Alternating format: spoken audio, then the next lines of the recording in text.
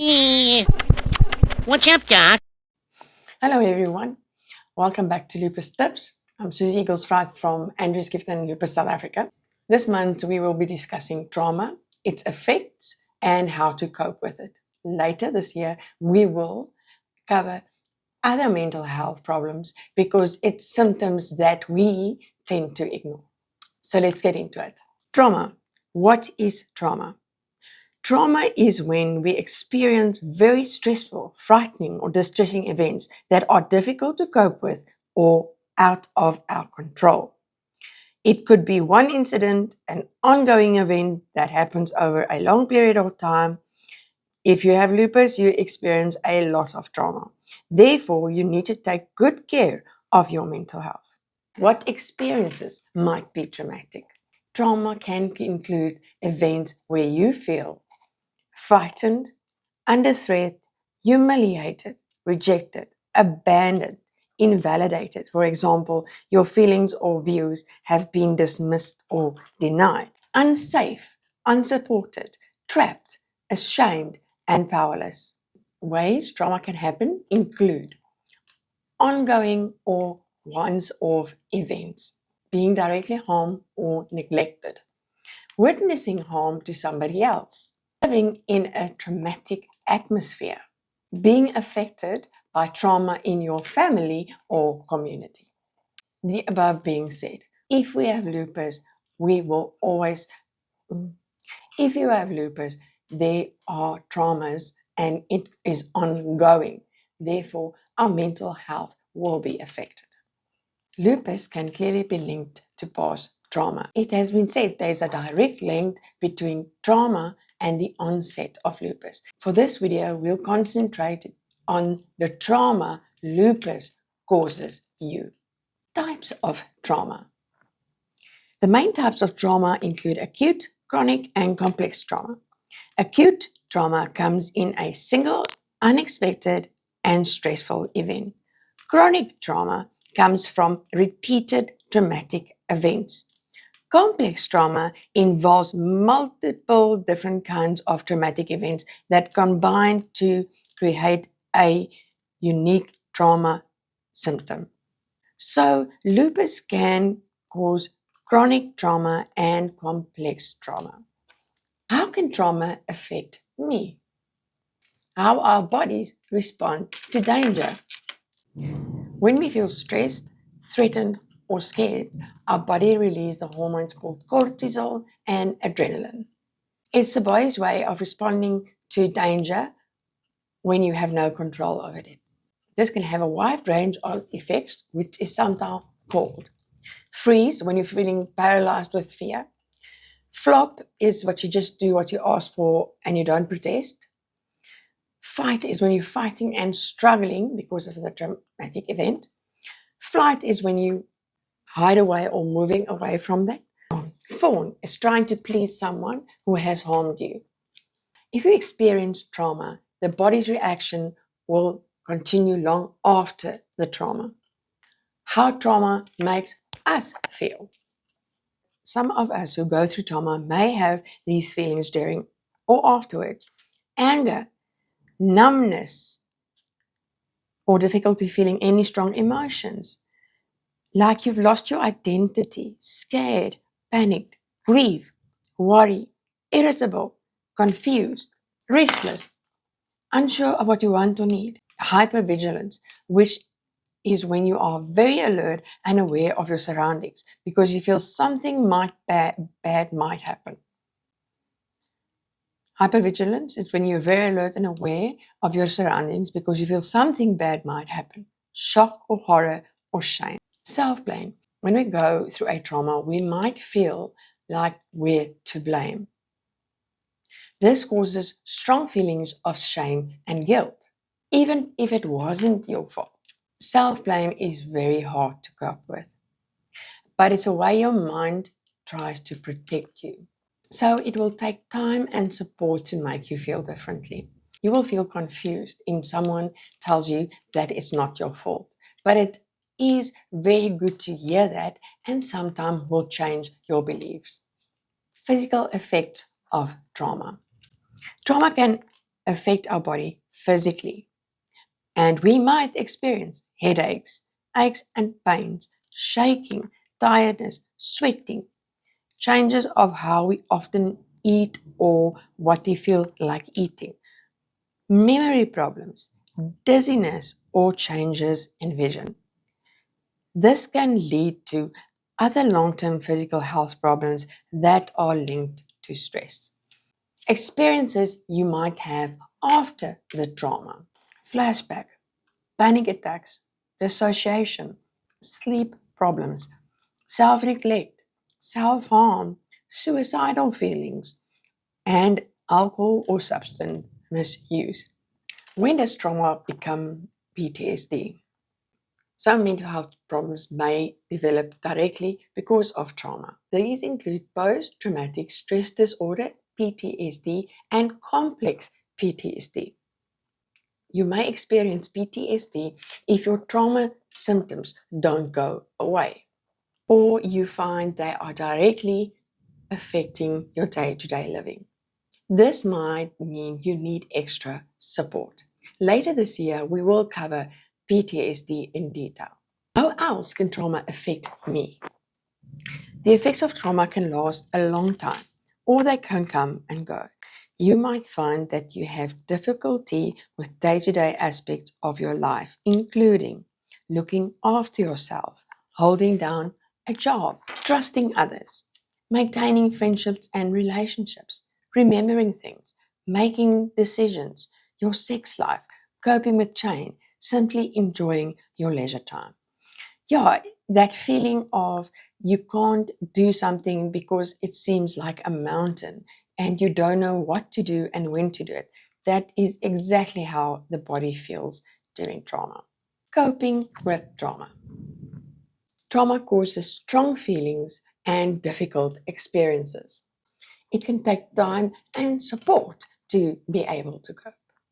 Caring for yourself after a traumatic experience. Looking after yourself straight after trauma might not be possible, but it feels possible. There are things that you need to take care of for yourself. Keep yourself safe. If your trauma has made you feel unsafe or threatened, it can help to go to a safe space, your bedroom, the kitchen, your den. Get medical help if you need it. Sometimes an intervention is needed with medication. Try to look after your basic needs. Prioritize what you decide now and what can wait. After trauma, you might need to make difficult decisions for your safety and well-being. Where you can, try and think whether you need to make that decision now or whether it can wait a while. Feel your emotions. It's okay to cry. It's okay to be angry. Focus on your breathing and ground yourself. When we experience trauma, we can become very anxious and overwhelmed. You might feel like your heart is beating too fast. You're struggling to breathe and you're shaking. In these moments, you have to focus on your breathing. Breathe in and out slowly. My favorite, 1, 2, 3, 4 in, hold for 5, and 6, 7, 8 out. Dissociation during trauma. Dissociation is when you feel disconnected from yourself and the world around you. In some situations, it might not always be safe to experience the current situation.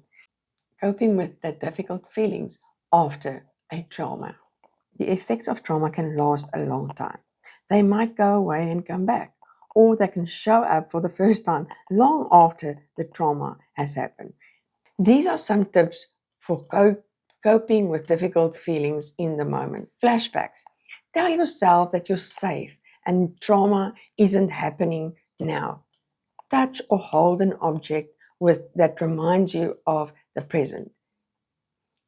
The best with flashbacks is to remind yourself that I'm not going through that trauma. I'm going to be okay and I just need to breathe. Panic attacks. Breathe slowly in and out and counting to 5. Take a sweet or a gum. That also helps. Touch and cuddle something soft. Wrap a blanket around you. It can help you feel comfortable and safe. Disassociation and feeling spaced out. Breathe slowly while you're counting.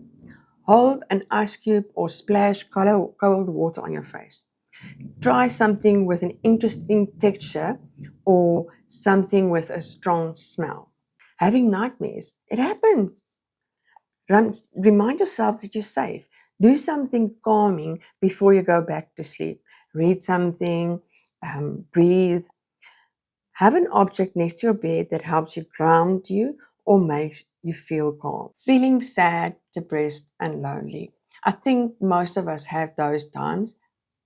Write down your feelings or keep a journal. Do something creative. Talk to someone you trust or try a support group with people that share your feelings. Feeling like you want to self harm. Rub ice over where you want to hurt yourself. Massage your hands or the place you want to hurt yourself. Stick sellotape or a plaster on your skin and peel it off. Or take a cold bath or shower. But if this happens, please reach out. I will include the numbers for the suicide and depression helplines in this post, and it will also be in the show notes. Helping yourself long term. Get to know your triggers. It can be a situation, a smell, something you see, and flashback and panic attacks happen. You may not always be able to avoid the triggers, but understanding them can help you be prepared and to help and manage them when they happen. Talk to someone. Some of us who've been through trauma can find it hard to open up to others. It could help to talk to someone you trust. This might be someone you know or a professional, like a doctor or a trained listener at the helpline or a psychologist, counselor, therapist, psychiatrist. Give yourself time. Everyone has their own response to trauma. It's important to take things at your pace. Try to be gentle and patient with yourself. Find a way to relax. Whether it's going out in nature, gaming, reading, whatever you need to find ways to relax. Make a self-care or sensory box. This is very important. A self-care box contains things that make you feel calm, relaxed, and comforted during the difficult time. They help with anxiety, low mood, and depression. Some things you might include in your self-care box.